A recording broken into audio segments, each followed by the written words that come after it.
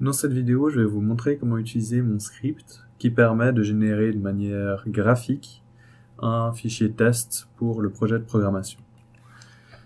Donc, le script consiste uniquement en un fichier test generator qu'il faut rendre exécutable. Donc, chmod plus x test generator.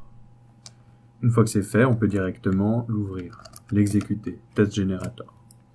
Là, on a 4 choix. On va s'intéresser donc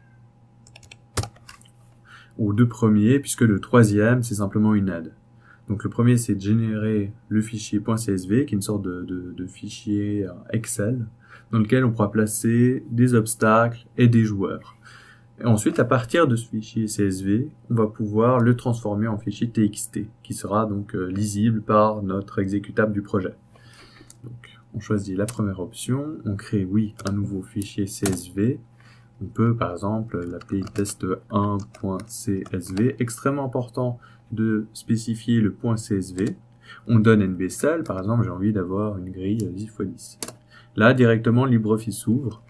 Il est important de vérifier que comma ou virgule soit bien sélectionné. Donc, ça ressemble à ça.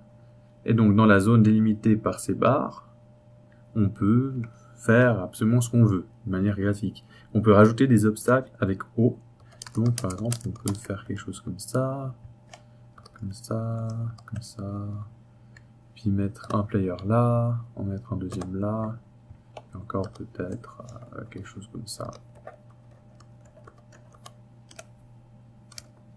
On peut sauvegarder avec CTRL-C et utiliser le format CSV. Et ensuite, simplement quitter.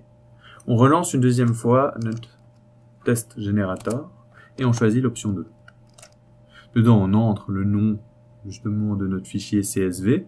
Là, en l'occurrence, c'est test1.csv, nbcell10, et automatiquement, ça a généré un fichier test1.txt.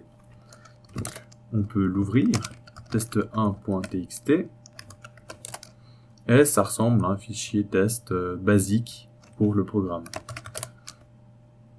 On peut directement l'ouvrir avec notre projet, test1.txt, et voilà. On voit que ça a exactement créé ce qu'on avait à l'écran sur Excel, enfin sur LibreOffice. Donc c'est une manière, au final, de générer de manière graphique, très facilement, des fichiers tests un peu plus complexes. Par exemple, on peut imaginer faire une sorte de labyrinthe. Ou bien, voilà, pour certaines situations très précises, on peut directement les placer sur la grille Excel et ensuite le transformer en fichier test sans avoir besoin de calculer, voilà, faire prendre une feuille, calculer, ok, justement avec les axes, où c'est que sera par exemple le joueur, puis par rapport, pour pas que ça superpose avec des obstacles et tout ça. Comme ça, c'est super simple.